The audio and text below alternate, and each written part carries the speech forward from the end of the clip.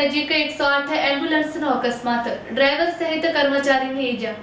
અંજાર તાલુકાના જૂની Dudhai power house નજીક હાઈવે પર 3 મેના રોજ રાત્રે અંદાજે 11:30 વાગ્યે 108 એમ્બ્યુલન્સનો ગંભીર અકસ્માત થયો હોવાની માહિતી પ્રાપ્ત થઈ છે। અકસ્માતમાં એમ્બ્યુલન્સના ડ્રાઈવર તથા ઇમરજન્સી મેડિકલ ટેકનિશિયન કર્મચારીને ઈજાઓ પહોંચી હતી। ઘટનાની જાણ થતાં જ દૂધઈ પોલીસ તાત્કાલિક ઘટના સ્થળે પહોંચી બચાવ કામગીરી હાથ ધરી હતી।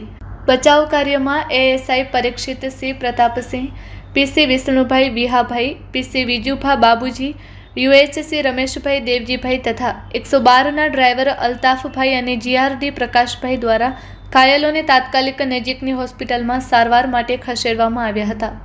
પ્રાથમિક માહિતી મુજબ અકસ્માતનું ચોક્કસ કારણ હજુ બહાર આવ્યું નથી અને પોલીસે વધુ તપાસ હાથ ધરી છે।